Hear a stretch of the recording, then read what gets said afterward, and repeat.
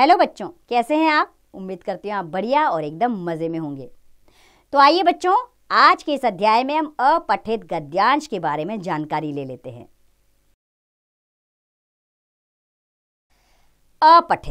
अपठित का अर्थ है जो पहले पढ़ा ना हो, अर्थात जो गद्यांश हमने अपनी निर्धारित पाठ्य पुस्तक में ना पढ़ा हो वह अपठित गद्यांश कहलाता है। अपठित गद्यांश को छात्र बिना किसी की सहायता के पढ़कर स्वयं समझते हैं तथा उस पर आधारित प्रश्नों के उत्तर देते हैं। यह भाषा के विकास का अत्यंत प्रभावशाली साधन है। बच्चों, अपठित गद्यांश को हल करते समय निम्न बातों को ध्यान में रखना चाहिए,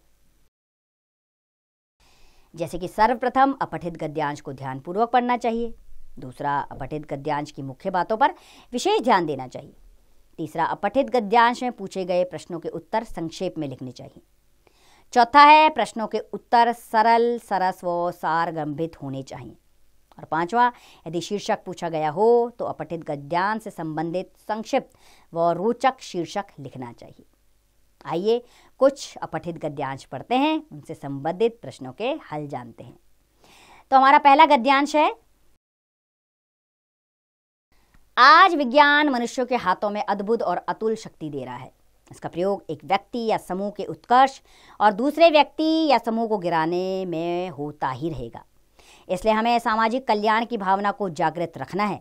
इसे जागृत रखने के लिए कुछ ऐसे साधनों को प्रोत्साहित करने की आवश्यकता है जो जन सामान्य के लिए उपयोगी हों और भोग भावना को भी दबाए रखें। नैतिक अंकुश के बिना शक्ति मानव के लिए हितकर नहीं होती। वह नैतिक अंकुश या चेतना या भावना ही दे सकती है। यही इस शक्ति को परिमित भी कर सकती है और इसके उपयोग को नियंत्रित भी। अब इसके बाद आपने प्रश्न पढ़ने हैं और उचित इसका उत्तर देना है। जैसे पहला प्रश्न है, आजकल विज्ञान का उपयोग किस काम में हो रहा है? इसका उत्तर है, आजकल विज्ञान का उपयोग एक व्यक्ति या समूह के उत्कर्ष तथा दूसरे व्यक्ति या समूह को गिराने में हो रहा है। ये इसका उचित उत्तर है। अब आगे के प्रश्न आप स्वयं पढ़िए और उसके उत्तर आप गद्यांश में से खोजिए। हम अपने अगले गद्यांश की ओर बढ़ते हैं। तो चलिए बच्चों, अपना अगला गद्यांश शुरू करते हैं। तो हमारा गद्यांश यूं शुरू होता है, हमें सदैव परोपकार करते रहना चाहिए।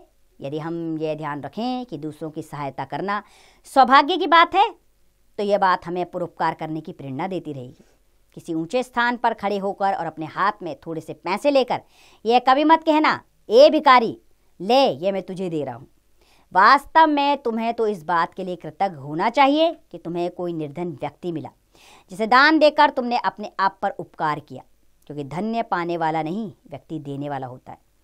यह कम महत्व की बात नहीं है कि संसार में तुम्हें अपनी दयालुता प्रकट करने का अवसर प्राप्त हुआ। अब फिर से आप प्रश्न पढ़ेंगे और उत्तर खोजेंगे गद्यांश में से। जैसे पहला प्रश्न है, परोपकार करते समय किस बात का ध्यान रखना चाहिए? तो इसका उत्तर है, परोपकार करते समय हमें यह ध्यान रखना चाहिए कि दूसरों की सहायता करना सौभाग्य की बात है। बाकी के प्रश्न आप पढ़िए और गद्यांश में से उत्तर ढूंढिए। हम अपने अगले गद्यांश की ओर बढ़ते हैं। अगला गद्यांश है हमारा, मातृभाषा की उन्नति ही देश का वास्तविक गौरव है। मातृभाषा ही राष्ट्र के सभी लोगों को एक सूत्र में बांधती है तथा उनमें एकता और प्रेम जगाती है। अतः यदि देश को उन्नति की मार्ग की ओर ले जाना है तो सर्वप्रथम मातृभाषा को ही महत्व देना चाहिए। जो लोग विदेशी भाषा को महत्व देकर देश को उन्नति के शिखर पर पहुंचाना चाहते हैं वह उस व्यक्ति के समान मूर्ख है जो बिना किसी वास्तविक प्रकाश के सहारे अंधकार में अपनी इच्छित वस्तुओं को पाने के लिए प्रयत्न करता रहता है। इसलिए देशवासियों को चाहिए कि वे मातृभाषा की उन्नति पर ध्यान दें तथा यह भी याद रखें कि अपनी भाषा की उन्नति से ही देश व समाज की उन्नति जुड़ी हुई है। अब फिर से प्रश्न पढ़ें और उत्तर ढूंढें। जैसे पहला प्रश्न है, मातृभाषा देश की उन्नति में किस प्रकार सहायक है? तो बच्चों, इसका उत्तर है, मातृभाषा राष्ट्र के सभी लोगों को एक सूत्र में बांधती है तथा उनमें एकता व प्रेम जगाती है। अतः मातृभाषा देश की उन्नति में सहायक है। बाकी के प्रश्न पढ़िए और उत्तर ढूंढिए। हम एक बार आपके अभ्यास के लिए इस अध्याय को दोहरा लेते हैं। जो गद्यांश हमने अपनी निर्धारित पाठ्य पुस्तक में ना पढ़ा हो वह अपठित गद्यांश कहलाता है। अपठित गद्यांश को छात्र बिना किसी की सहायता के पढ़कर स्वयं समझते हैं तथा उस पर आधारित प्रश्नों के उत्तर देते हैं। अपठित गद्यांश भाषा के विकास का अत्यंत प्रभावशाली साधन है। अपठित गद्यांश को हल करते समय उसकी मुख्य बातों पर विशेष ध्यान देना चाहिए। अपठित गद्यांश में पूछे गए प्रश्नों के उत्तर संक्षेप में लिखने चाहिए। तो मुझे पूरी उम्मीद है कि आपको अपठित गद्यांश अब अच्छे से समझ में आ गया होगा। आप भी इस तरह के अपठित गद्यांश को स्वयं हल करने का प्रयास कीजिए, कोई परेशानी नहीं होगी। धीरे धीरे अभ्यास करेंगे, आप इसमें दक्ष हो जाएंगे। अब इसका अभ्यास करें, आप स्वयं कीजिए।